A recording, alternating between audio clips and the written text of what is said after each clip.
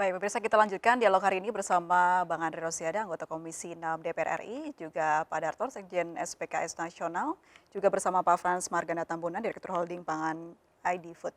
Saya kembali ke Bang Darto. Bang Darto, ini tadi sudah ada audiensi informasinya dilakukan oleh pihak istana kepada para petani kelapa sawit yang demo. Apa hasilnya, Bang? Boleh diinformasikan?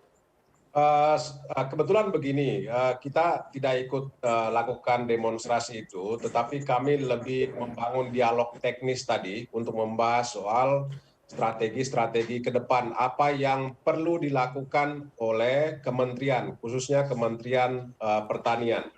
Jadi diskusi hari ini mulai dari tadi jam 9 sampai dengan jam 12 tadi, itu menghasilkan beberapa hal. Yang pertama itu adalah jangka pendek, hal yang paling prioritas adalah mencabut larangan ekspor itu berdasarkan masukan dari dinas provinsi maupun juga dari dinas-dinas kabupaten kota yang ada sawitnya. Kemudian hal yang kedua untuk dilakukan segera yang dilakukan oleh Kementerian Pertanian adalah membangun atau memperbanyak kelembagaan-kelembagaan petani swadaya terutama yang memang tidak terhubung langsung dengan pabrik-pabrik kelapa sawit. Tadi kami menyampaikan kepada Kementerian Pertanian melalui Direktorat Jenderal Perkebunan, hal yang paling dilakukan secepatnya adalah mendistribusikan alokasi dana dari Badan Pengelola Dana Perkebunan Sawit itu kepada kabupaten kota yang membidangi perkebunan untuk membangun kelembagaan petani sawit skala kecil itu. Dan juga yang kedua, kalau kelembagaan petaninya itu sudah terbentuk, difasilitasi kemitraannya. Karena kan seperti yang saya Baik, ini sampaikan. peta besarnya sesuai yang dikatakan Pak Frans tadi harus dipikirkan secara matang karena menyangkut dari hulu ke hilir begitu. Kalau yang diinformasikan kepada Pak Frans tadi mengenai targetnya akan akhir Mei, Bang Darto, apakah itu cukup atau terlalu lama? Terlalu lama. Petani sawit Alasannya? sekarang itu sudah sengsara. Petani sekarang itu sudah tidak lagi memikirkan soal harga sawit yang paling tinggi itu yang mana, tapi mempertimbangkan soal pabrik mana yang buka. Jadi mereka akan suplai buahnya itu ke sana. Jadi kita meminta dengan sangat hormat, kita menghormati Bapak Presiden untuk kepentingan nasional, kepentingan dalam negeri, terutama soal minyak goreng, tetapi petani sawit itu juga punya jasa untuk memberikan kontribusi besar buat pendapatan negara. Baik. Itu cukup besar. Itu Oke, kurang baik. lebih 30% dari pendapatan negara dari Jadi kelapa sudah sawit. tidak kuat ya, Bang Darto ya. Pak Frans, ini ada keluhan sudah tidak kuat lagi ternyata petani kelapa sawit. Ada respon?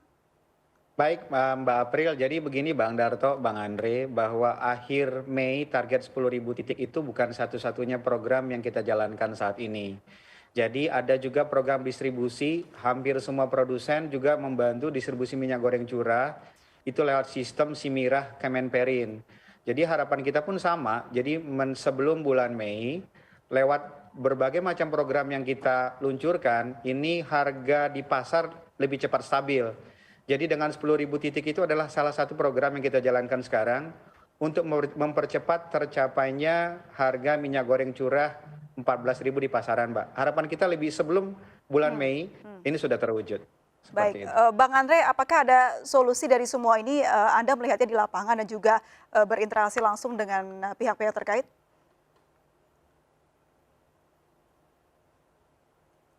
Bang Andre, mohon maaf di unmute dulu.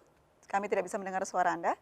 Ya, Baik, saya harus terima tarik kasih. nafas panjang dulu karena memang ini kita sebagai negara, sebagai bangsa, kita agak memalukan ya, produsen CPO terbesar di dunia, produsen minyak goreng terbesar di dunia, tapi kita tidak bisa mengendalikan harga untuk kepentingan rakyat dan bangsa. Sebenarnya peraturan-peraturan yang digulirkan pemerintah itu sebenarnya sudah baik dan bagus, dan DPR selama ini selalu memberikan dukungan penuh kepada kebijakan-kebijakan pemerintah, mulai dari Permendak nomor 6 soal pelaksanaan DMO dan DPO, lalu kemarin juga Permendak nomor 11 dan juga Permenperin nomor 8, dan terakhir soal Permendak nomor 22 tahun 2022. Tapi memang faktanya harapan ini belum bisa diwujudkan oleh pemerintah. Ya, hari ini kita masih melihat bahwa harga masih di atas 14.000. Nah, harapan kita ya tentu langkah-langkah pemerintah sampai akhir Mei yang dijanjikan ini bisa terwujud. Jangan ini hanya janji-janji dan tinggal harapan palsu bagi masyarakat. Itu satu. Yang kedua, tentu juga pemerintah harus mengambil langkah cepat untuk mengantisipasi yang terjadi dengan nasib petani. Nah, bagaimana Permentan nomor 1 tahun 2018 itu juga bisa diwujudkan. Lalu juga ada usulan revisinya supaya melindungi petani non-plasma juga harus bisa diwujudkan oleh pemerintah. Ini juga harus diantisipasi dengan cepat, dengan baik dan cepat oleh pemerintah, supaya harga minyak goreng curahnya bisa ditemukan 14.000 di pasaran, lalu nasib petani sawitnya juga bisa ditingkatkan. Jangan sampai petani sawit menjual TBS-nya hanya angka 1.200 sampai 1.500, padahal harga pokok produksinya adalah sekarang 1.800. Ini yang menjadi PR pemerintah dan ini harus berpacu dengan waktu gitu loh. Jangan lagi pemerintah masih mengkaji. Saatnya pemerintah action, mengambil keputusan, dan insya Allah kami di DPR akan memberikan dukungan penuh, termasuk pemerintah untuk bertindak tegas kepada oligarki ini gitu loh. Karena kita tahu ya, urusan minyak goreng ini kendalinya ada di tangan oligarki ini. Dan dari awal kita sudah ingatkan pemerintah, bentuk perlawanan itu sudah dilakukan oleh oligarki. Presiden baru pidato tanggal 22 April ya Bang Darto. Kalau nggak salah 22 April itu tanggal. Untuk pelaksanaan tanggal 28, itu harga TBS aja udah turun gitu. Padahal ekspor masih jalan, produksi masih jalan gitu. Ya perlawanan itu sudah ditunjukkan dari awal dan mereka meyakini pemerintah tidak akan tegas, sehingga sudah dihitung sama mereka ya setelah lebaran ini akan ada demo besar-besaran karena mereka tahan itu harga pembelian TBS. Ini yang patut kita sayangkan, pemerintah tidak tegas, seakan-akan kalah negara ini terhadap oligarki para konglomerat itu. Padahal konglomerat itu menikmati HGU milik Negara Kesatuan Republik Indonesia. Dan tidak ada salahnya pemerintah demi kepentingan rakyat, pemerintah mengkaji pelaksanaan Undang-Undang Dasar 1945 pasal 33. Bumi, air, dan tanah dan kandungannya harus dikuasai oleh negara. Ini harus jadi pertimbangan. Kalau memang oligarki ini terus merugikan negara, harus melakukan perlawanan kepada pemerintah dan negara. Ya, demi kepentingan rakyat, pemerintah harus berani mengambil alih. Tidak ada salahnya pemerintah melakukan nasionalisasi demi kepentingan rakyat dan bangsa. Baik, saya ke Pak Frans. Apakah dalam memberikan efek jerah? Supaya memberikan efek jerah. Langsung saja saya tanyakan ke Pak Frans, mungkin Pak Frans mengetahui apakah ada tindakan tegas tersendiri terkait penindakan mungkin yang ada dalam proyek ini? Baik, Mbak, bicara penindakan tentunya ini ranah Satgas Pangan dan kemarin pun kami sudah bertemu dengan Pak Kapolri dan beberapa dosen lain. Pak Kapolri menegaskan bahwa untuk bicara mengenai harga HET ini maka Satgas Pangan akan bertindak tegas untuk mendukung program agar di pasar bagi pihak-pihak yang menghalangi atau tidak sesuai dengan aturan pemerintah maka Satgas Pangan akan bertindak tegas sesuai dengan aturan yang berlaku, Mbak. Baik, sudah ada tindakan tegas ya dari pemerintah? Itu mungkin Satgas Pangan yang sedang bekerja saat ini, Mbak. Gitu. Baik, jadi sudah ada yang dilakukan. Bang Andre, ada tanggapan? Ya, tanggapan saya akan minta Pak Mendak kalau dipanggil oleh DPR segera datang saja ke Komisi 6. Itu saja harapan saya, jangan ditunda-tunda lagi nanti dengan alasan-alasan yang lain. Itu saja harapan saya. Baik, saya kembali ke Bang Darto. Bang Darto bicara soal bagaimana kerugian yang dialami oleh petani kelapa sawit ini.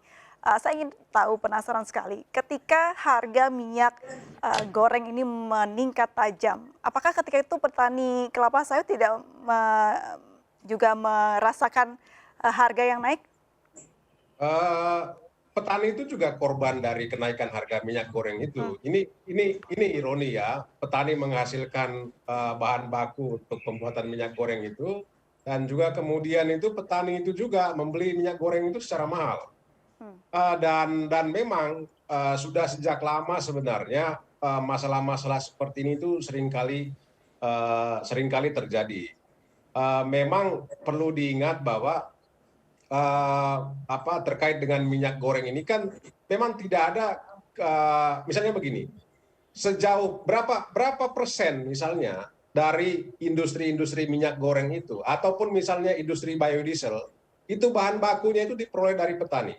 Dan menurut saya begini, kalau Pak Jokowi kan ingin menjewer pengusaha-pengusaha ini, tetapi kan dampaknya ke petani. Tetapi ini tidak akan berdampak sebenarnya kepada petani. Kalau misalnya ada pembenahan tata kelola sawit sejak lama, di mana begini, untuk dalam negeri, minyak goreng dalam negeri, dan juga untuk biodiesel yang memang diproduksi dalam negeri dan untuk kepentingan dalam negeri, itu diproduksi dari bahan baku petani.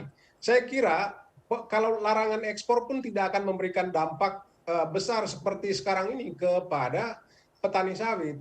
Karena begini, bahan baku untuk minyak goreng dan juga bahan baku untuk program B30 yang dimiliki oleh pemerintah, itu semuanya itu adalah diperoleh dari kebun-kebun yang dimiliki oleh perusahaan-perusahaan sawit itu juga. Oke. Seperti yang saya bilang Jadi tadi. bukan petani kelapa sawit murni ya? Bukan, begini, kan industri minyak goreng itu kan juga punya kebun sawit juga, tidak yang luasnya tidak kecil. Kemudian begitu juga industri biodiesel terkait dengan program B30 yang juga semuanya punya kebun sawit di hulu. Ya. Dan untuk bahan baku yang mereka produksi baik untuk minyak goreng maupun untuk B30 itu diproduksi atau diperoleh dari bahan baku dari kebun-kebun mereka gitu. Sehingga menurut saya adalah untuk memperbaiki tata kelola sawit ke depan, Pak Jokowi itu jangan hanya berhenti pada soal kebijakan ini, tapi penting sebenarnya untuk perbaikan tata kelola sawit nasional itu yang adil dan beradab ya, terutama misalnya untuk industrialisasi sawit nasional. Penting ada hilirisasi, tetapi harus bertumpu pada kekuatan-kekuatan rakyat melalui kelembagaan-kelembagaan Baik, itu petani. dalam jangka panjangnya ya, Bang Darto. Dan juga badan usaha milik negara itu perlu diperkuat. Baik, baik. Terakhir saya ingin ke Pak Frans. Pak Frans, saat ini dengan segala banyak tadi keluhan yang disampaikan oleh Bang Darto dan juga kekhawatiran dari Bang Andre, sebenarnya prioritas pemerintah dalam lingkup minyak goreng di tanah air seperti apa? Baik Mbak, kami sebagai holding pangan ID Food tentunya mensupport dengan apa yang bisa kami perbuat. ID Food sendiri bukan produsen minyak goreng, tapi kami dengan jaringan distribusi yang ada di seluruh Indonesia, kami bisa membantu agar proses percepatan distribusi minyak goreng ini bisa berjalan lebih baik. Kami bersinergi dengan teman-teman BUMN lain, seperti Bulog yang juga punya jaringan seluruh Indonesia, dan juga PTPN sebagai satu-satunya BUMN yang produksi minyak goreng.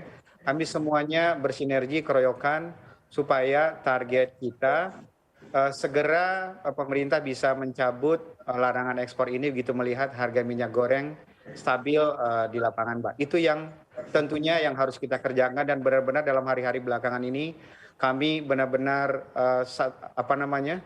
cukup serius menindaklanjuti arahan dari pemerintah agar keluhan petani tadi yang seperti yang dimaukan hari ini kita bisa selesaikan lebih cepat lagi. Baik, kita apresiasi tinggi kinerja pemerintah yang sudah luar biasa membantu. Memang dalam perjalanannya pasti ada hal-hal yang kurang begitu. Kita dukung bersama dan juga kita fasilitasi seperti petani kelapa sawit yang ingin berkeluh kesah. Nanti ditunggu juga hasil audiensinya dengan Mendak, Bang Andre. Nanti kita undang lagi di sini. Terima kasih banyak Bapak-Bapak, Bang Andre Rosiade, anggota Komisi 6 DPR RI, Bang Darto, Sekjen SPKS Nasional, dan juga Pak Frans Tambunan, Direktur Utama Holding Pangan ID Food. Salam sehat selalu, selamat sore Bapak-Bapak. Selamat sore. Selamat sore. Pemirsa, kami akan segera kembali usai jeda berikut, tetaplah di MNC News Now.